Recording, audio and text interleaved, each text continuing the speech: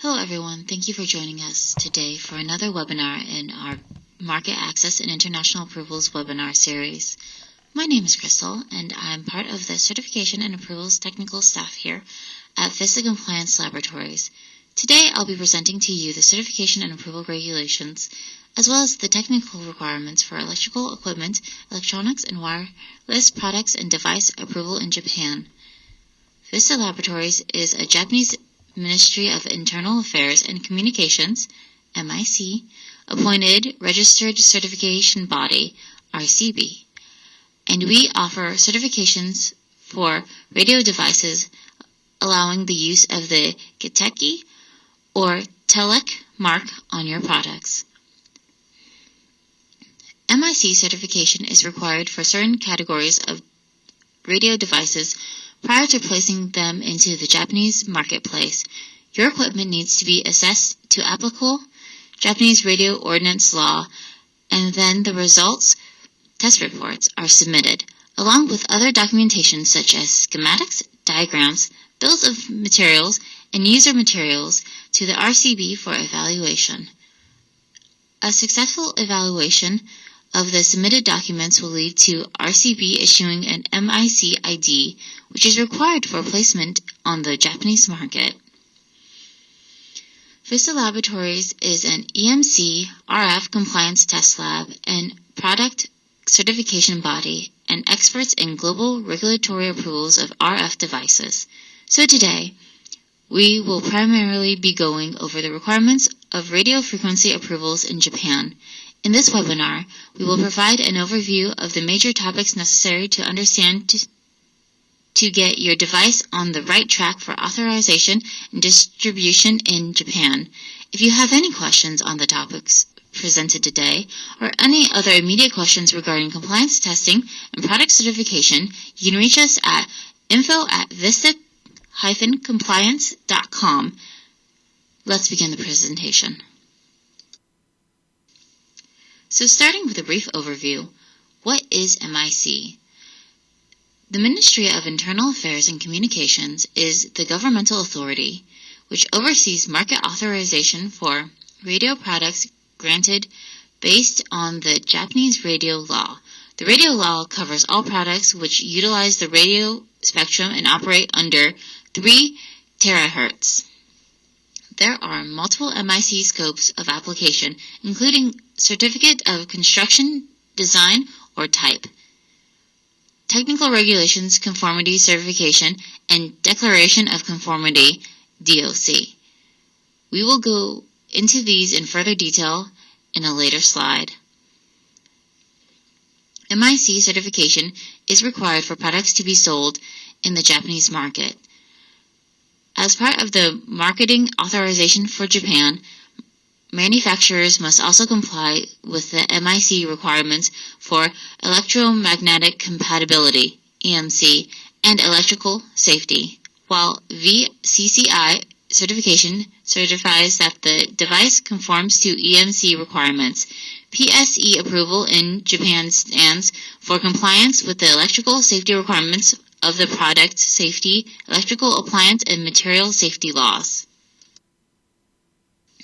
The Ministry of Internal Affairs and Communications has jurisdiction over many government agencies involved in the framework of the nation. For example, administrative, public services, finance, electoral systems, firefighting and disaster prevention, information and communications, and the postal services. But for our purposes, we are mainly interested in the communications part, specifically the Telecommunication Bureau, which covers the telecom and wireless technologies. Going back to the conformity assessment methods, the first is Technical Regulations Conformity Certification. This is where testing and certification will be conducted for each radio equipment. Next is Certification of Construction Type. This is where testing and certification is conducted on one sample unit for each type of radio equipment for approval of the construction design. Lastly, we have Self-Confirmation of Technical Regulation Conformity, where it's an SDOC or self-declaration, so you can simply perform testing without certification to confirm the equipment meets the TR. These are all parts of RF approval and not to be confused with VCCI. MIC has three main approval procedures in their conformity assessment system. The three ways to obtain approval are Certificate of Construction Design or Type, Technical Regulations Conformity Certification, and Self-Confirmation of Technical Regulations Conformity. In the case of Certificate of Construction Design or Type, the product, including construction and design, is certified on the basis of representative samples. MIC approval is granted if the product complies with the technical standards specified in paragraph 24 of Article 38 of the Radio Law. This approval process is particularly suitable for manufacturers of radio products that are produced in large quantities. In the case of Technical Regulations Conformity Certification, each individual equipment is tested for conformity, so testing and certification are carried out for each product. This process is primarily designed for equipment that is only produced in small batches, typically less than 100 units. Lastly, under Self-Confirmation of Technical Regulations Conformity or Declaration of Conformity, DOC, if the manufacturer is the owner of suitable measuring equipment, the test reports drawn up there can be used for a declaration of conformity. In this case, however, a local Japanese representative must apply for approval from the MIC. The first process is determining which conformity assessment procedure from the MIC conformity certification system to use. This could be Certification of Construction Type, Technical Regulation Conformity Certification, or Self-Confirmation of Technical Regulations Conformity. The next step is radio equipment testing. The requirements for this are dependent on the function of the device and what pertains to it based on the radio law. Testing must be performed by an authorized lab. After testing, the application and all supporting documents are submitted to the Certification for Technical Review, which is paperwork only. This process is how the MIC ensures that RF and telecom devices used in Japan operate effectively without causing harmful interference and otherwise comply with regulations. If all the documents are in order, the next step is for the CB to issue the certification and report this information to MIC, which will list the equipment on the MIC website. Finally, the product may be labeled and placed on the market. Here are the MIC regulated products. There are two main categories: specified radio equipment, where certification is mandatory, and special specified radio equipment, where certification is optional. Under specified radio equipment, there are unlicensed stations consisting of 20 classes such as wireless LAN, Bluetooth, cordless telephone, low-power security system, UWB radar, and short-range devices. Licensed stations consisting of 38 classes such as CDMA, WCDMA, LTE, cellular devices, cellular phones, mobile earth stations, and land mobile stations. Other licensed stations consist of 101 classes, such as base stations and wireless access systems. For special radio equipment, there's 15 classes of specified radio equipment designated as special equipment. They are special because these equipment rarely cause interference or other disturbances that would severely jam the operation of other radio stations. Special specified wireless equipment is the main class of equipment accessed for self-confirmation in the Technical Standard Conformity Self-Confirmation System. A manufacturer or an importer conducts verification and then the confirmation itself only when it is deemed that the construction type of the special specified radio equipment conforms to the technical regulations and that any and all specified radio equipment based on said construction design is ensured to conform to said construction design.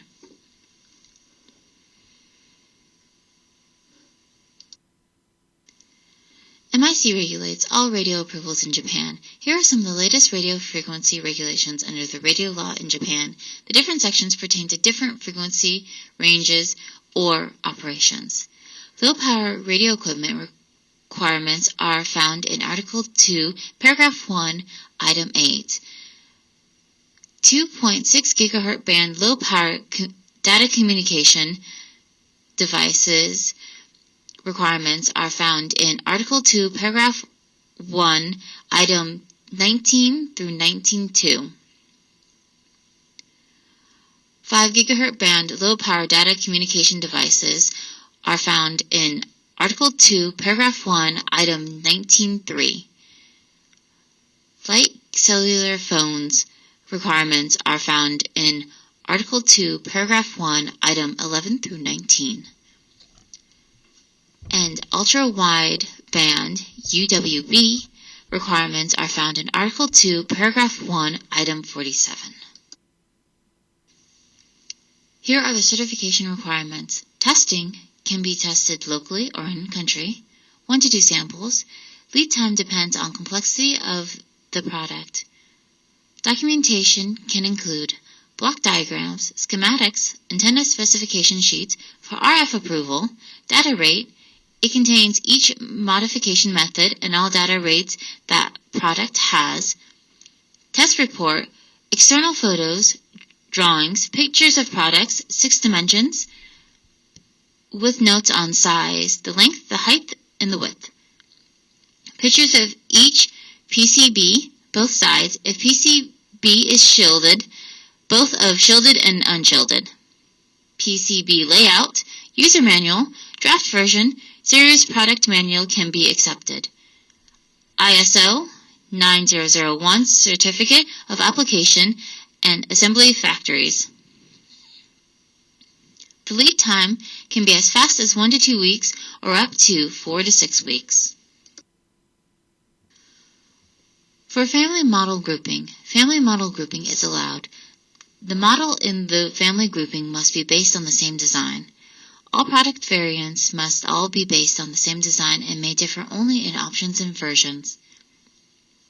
Modular approvals, meaning certification of radio modules, are permitted. Host equipment, which contains one or more certified radio modules, can be labeled with the certification numbers of the certified radio modules. A label can be placed on the host device which indicates the presence of one or more certified radio modules in the host device and include the certification numbers of the certified radio modules. For permissive changes, meaning that the product's hardware and/or software are modified in a way that affects or may affect conformity with the technical requirements, the product must be subjected to additional testing. The additional test reports and all other supporting documentation are submitted with a modification application. It is possible for certified equipment, after going through a permissive change, to be allowed to continue to use the same certification number. In any case, each permissive change needs to be submitted to the certification body for review. If it is possible to keep using the same certification number, the certification body will then issue a new certificate for the same certification number, but with a revised date of issue.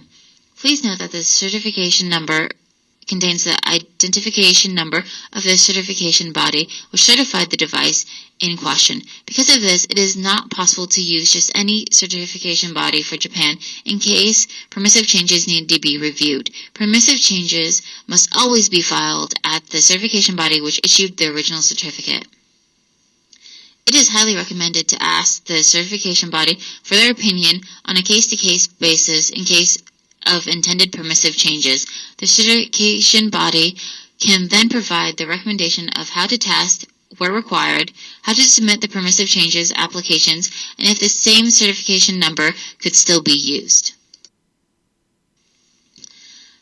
Now let's take a look at labeling. Labels must be affixed in a prominent location that is easily visible to the user. For batch certification, the RCB must apply the labels in a prominent location after issuing certification. For type certification, the applicant generally handles printing and affixing the certification mark. In this case, the applicant should submit certification mark specification when applying for a certification. Certification mark specifications will include label and mark dimensions, method of affixing, and the label's location. For products which contain more than one type of radio device, it is possible to obtain a single consolidated type certification number to avoid placing multiple approval numbers on the label. Both batch certification and type certification share the same certification mark with a symbol R in a black box and the certification number. The size of the mark must be 3 mm or more in diameter, as well as made of durable materials that cannot be easily damaged. The color of the mark may be chosen by the applicant so it doesn't clash with the branding of the product, but it must remain easily identifiable. The first 3 digits of the certification number indicate the Registered Certification Body RCB number. Ours is 216. The remaining digits are determined by the certification body as identification numbers for the equipment. E-labeling is allowed as an alternative to the physical marking of a conformity mark. It's a way to place a mark by electronic and magnetic means to the specified radio equipment based on the certified construction type, allowing it to immediately display the mark on the display or screen of the specified radio equipment. If the mark is attached to the specified radio equipment via an e-label, the process of displaying the mark by the specific operations or procedures are to be in clarifying attachment documents such as the user manual. The requirements for physical markings are also applied to e-labeling. E-labeling is a great option for smaller electronics or for software that is constantly updating.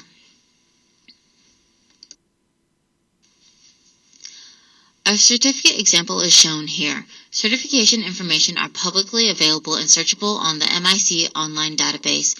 Certificates do not expire and renewals are not required, although new certifications are required for products that have been changed.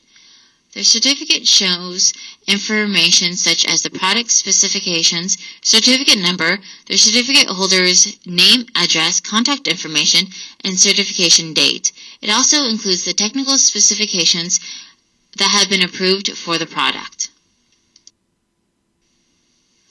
MIC carries out market surveillance every year, so in terms of surveillance actions the MIC will take to ensure product compliance, MIC will purchase merchandise from the market and examine it for conformity with the technical regulations and contact the supplier to correct any non-compliant issues found. They will investigate further what happened. When equipment which violates the technical regulations is detected, MIC orders the supplier to correct it. After an investigation, MIC will publish notices in cases where non-compliance has been found. Common examples of non-compliances are undocumented changes in certified equipment, wrong test methods applied, unauthorized test reports were used to obtain a certification number, model names of certified equipment was changed, and this change in model name was not presented to the certification body. Now let's talk about some common violations of the law and their penalties. The first one is refusal to submit radio equipment to or provide reports to the MIC. Fines can be up to 300,000 yen. The second is the unauthorized use of the Geteki mark. This can cause you to be in prison for up to a year and fines over 100 million yen. Then there is non-conformance or interference, which is also 1 year imprisonment and fines up to 100 million yen. And the last is unauthorized changes to equipment, which can lead to fines up to 500,000 yen. When equipment which violates the technical regulations is detected, MIC orders the supplier to correct it after an investigation. MIC will publish notices in cases where noncompliance has been found. So we have taken a look at MIC and the radio law. Here is a look at the EMC and safety regulatory agencies VCCI and PSE. VCCI is the Voluntary Control Council for Interference, and PSE is a marking showing product safety. As part of the product authorization in Japan, manufacturers must also comply with the MIC requirements for electromagnetic compatibility, EMC, and electrical safety, while VCCI certification certifies that the device conforms to the EMC requirements. PSE approval in Japan stands for compliance with the electrical safety requirements of the Product Safety, Electrical Appliance, and Material Safety Law. The Voluntary Control Council for Interference, VCCI, is an organization set out to ensure electromagnetic interference emitted from information technology equipment distributed in Japan is controlled. Multimedia equipment, information technology equipment, audio equipment, video equipment, broadcast receiver equipment, entertainment lighting control equipment, or combinations of these are all within the scope of VCCI. Device functions may range from display, recording, processing, controlling, reproducing, transmitting, or receiving single, medium, or multimedia content or information. The content may be data, audio, or video, either individually or in combination. Generally speaking, any equipment primarily used in a residential environment is classified as Class B equipment and must meet the more stringent Class B limits. All other equipment must comply with Class A limits. Here are some of the EMC regulations under VCCI. These are based on international standards CISPR 32. What is the purpose of PSE? The purpose of PSE is to prevent hazards and disturbances caused by electrical appliances and materials. The manufacture, import, and sale of products are regulated under the DIN Product Safety Law. Some products covered by PSE include AC/DC power supply units, extension power supply cords, TV receivers, electrical appliances, and LED lamps.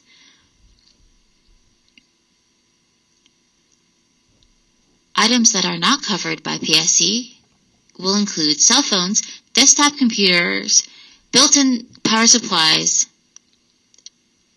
and many more.